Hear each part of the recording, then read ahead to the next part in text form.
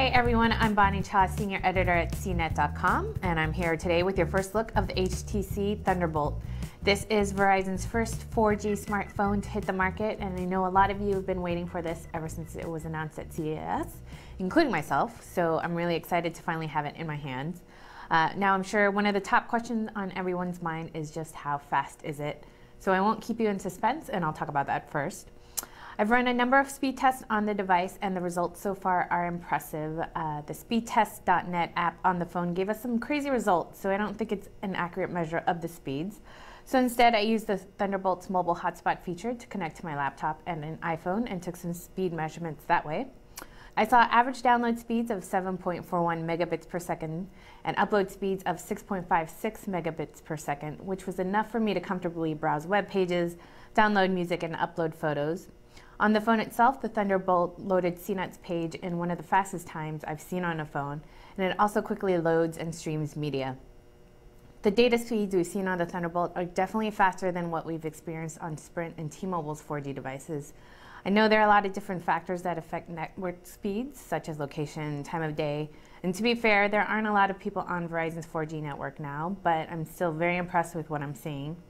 I do wish there was a way to toggle between 3G and 4G on the Thunderbolt, but there doesn't appear to be a way to do that.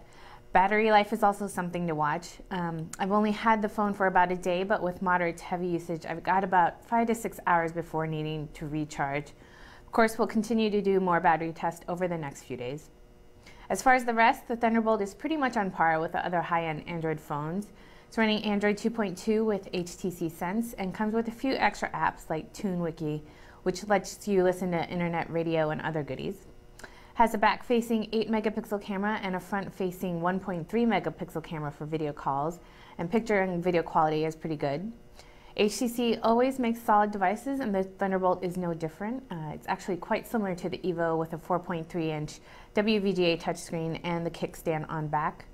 Under the hood, it's running a next-gen 1 GHz Snapdragon processor, and the performance so far has been smooth.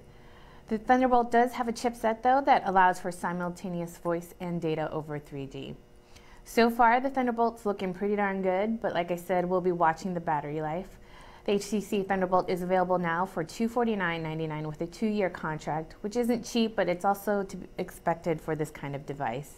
I'm going to get back to testing, so be sure to check out CNET's full review of the HTC Thunderbolt for our final verdict. I'm Bonnie Chan. This has been your first look at the HTC Thunderbolt.